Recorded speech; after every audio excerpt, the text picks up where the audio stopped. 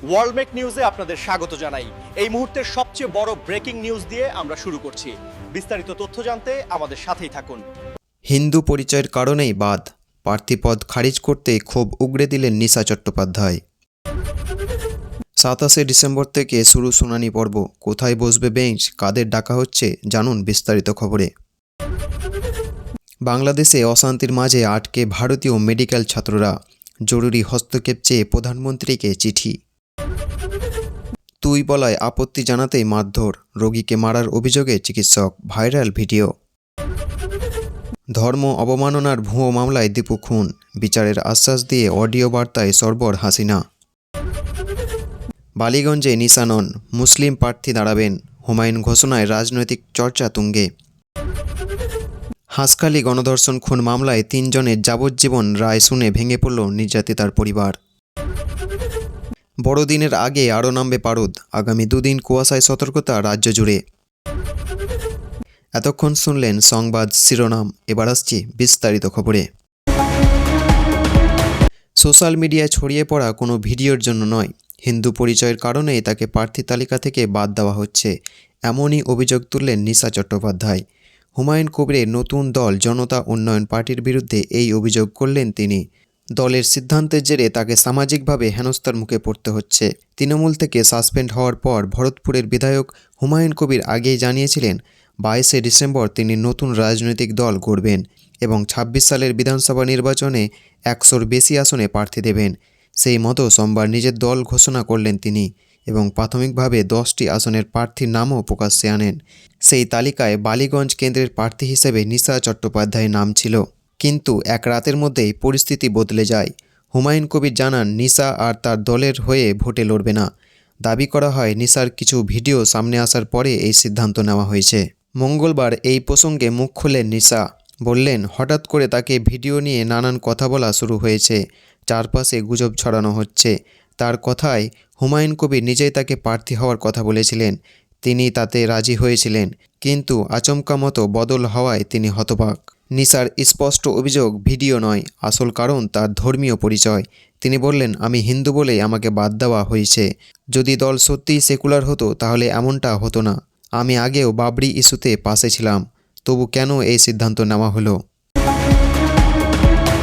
নির্বাচন কমিশন সম্প্রতি রাজ্যের খসড়া ভোটার তালিকা প্রকাশ করেছে।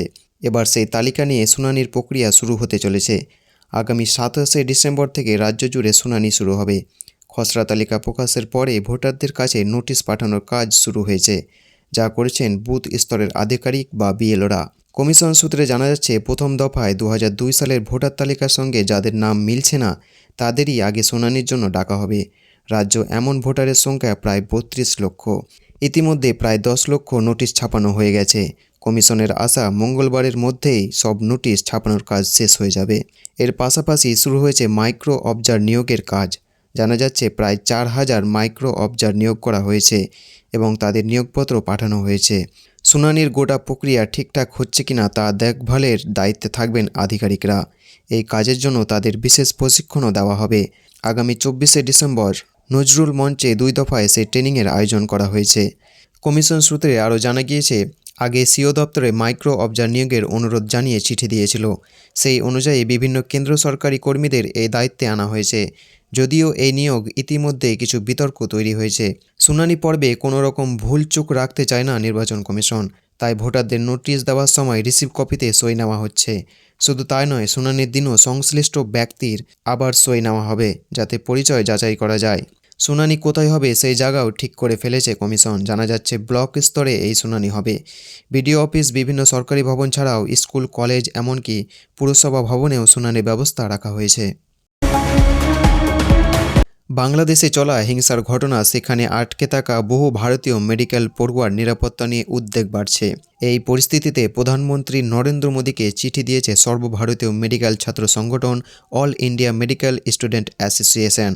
সংগঠনের দাবি দ্রুত হস্তক্ষেপ করে ওই পড়ুয়াদের সুরক্ষা ও মানসিক স্বস্তি নিশ্চিত করা হোক।